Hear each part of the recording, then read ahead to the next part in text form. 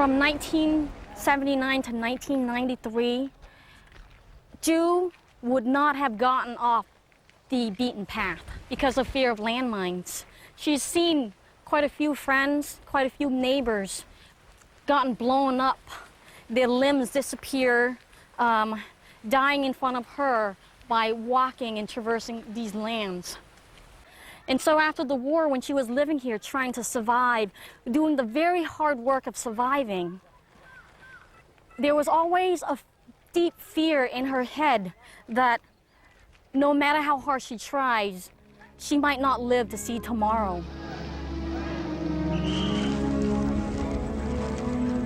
When you've seen the impossible happen,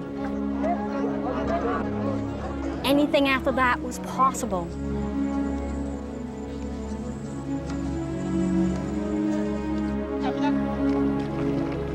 So there was always fear of the Khmer Rouge coming back.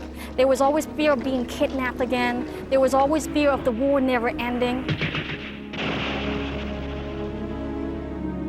Chou had no opportunity. She had no access to any kind of media being here. There was no radios, there was no television, there were no internets, there were no journalists, there were no tourists, there were no people coming in. And so she didn't know if the war really was over. She had heard and told that it was over, but in her heart, the fear continued. Years after the soldier had stopped killing parents and making children orphans, the landmines in Cambodia were doing exactly that. And that is why I have devoted my time and my energy to help increase awareness on landmines and also to raise funds so that those who've been hurt by landmines are provided with prosthetic limbs so that they could have a chance to walk and to work and to live. When I first came and visited this center, the Loung Ung Rehabilitation Center in 1997, it was as a whole new world opened up to me. A world where you can make a difference and change lives by being me. I didn't have to be big, I didn't have to be Harvard educated, I didn't have to be a congressman. I could just be Loung Ung. I could be a Cambodian American woman and still do something that matters, that make a difference. Right after the war, every month an average of 500 people, Cambodians, were losing their limbs and life due to landmines. Even today, 50 to 100 Cambodians are still losing their life and being injured and killed and maimed by landmines. And yet I went through the same thing they did, and here I am with my legs and my arms and my head intact. I feel an obligation to do what I can because I am so lucky. Here, a little bit goes a long way, and a little bit makes all the difference.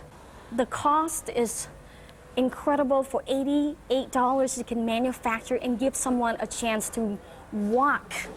For $180, we can make a whole leg and give a father the chance to climb trees and work in the field and support his family. He stepped on a landmine in 1996 when he was a soldier walking around. He stepped on it. He remembered the pain was so strong, was so immense that he doesn't remember. He just remembered it was very hard, and he remembers seeing his legs there all shattered and hanging by the skins and the bones. The road he was walking on was not known to be a minefield. He believed and thought it was a safe land, and then he stepped on a mine. I'm telling her she's lost. Peekaboo! In addition to working with landmines amputees, working with war-affected victims, we also work with children born with club feet, congenital disorder, disabilities. I believe that quite a few of the children we see with congenital disabilities came from the villages on the borders of Vietnam and Cambodia, where it was showered with Agent Orange and napalm bombs. Peace is hard to come by.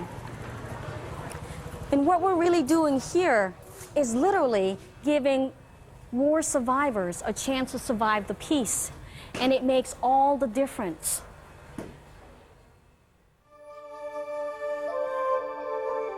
We've all achieved our dreams. It is such a wonderful place to be in. My brother in Vermont has built his dream house. His daughters, one have graduated from college, the other one is in a 5-year architectural degree program. My brother Coy now doing well and has a good job and is sending his daughters and sons to school. My brother Kim, who was the last one to achieve his dream, he just opened his first bakery shop in Los Angeles. I am now settled and married and happy. Chou has built her dream house where family members can come and stay with her anytime they want.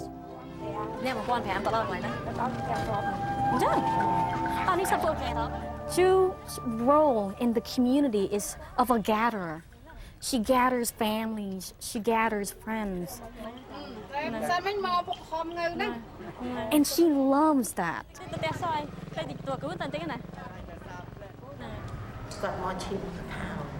I built a house in America with separate rooms, with a place where I can disappear. She built a house in Cambodia with 14 rooms. And each room is a place of gathering.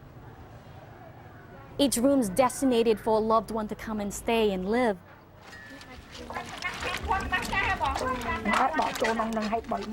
Chou is going to buy chicken for dinner, and she's going to barter them down to the least she can get them for. She's so smart, even though she never went to school and she never went to accounting class. That woman knows money.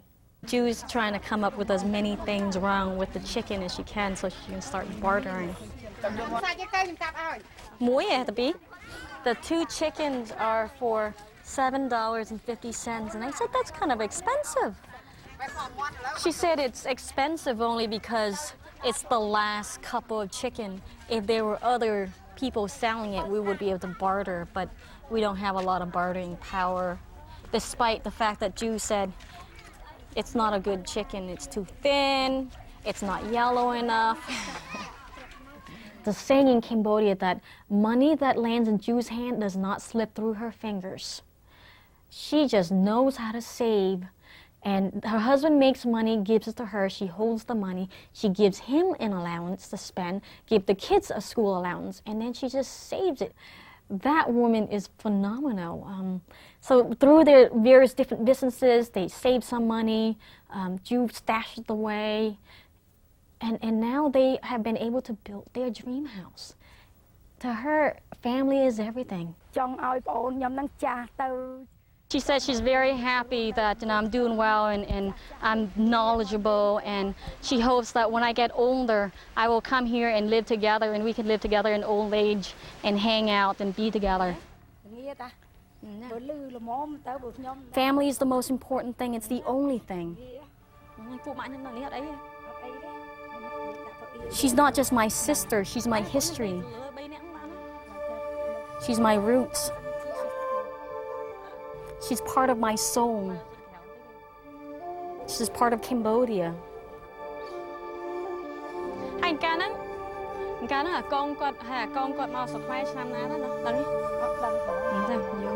This is our home, this is our root, this is our history. The graves are our ancestors and grandparents. And also there's something really special about walking on a land knowing that my mother once walked here. My mother went and prayed over at the site, my grandfather's graveyard, the way we families, and we still do.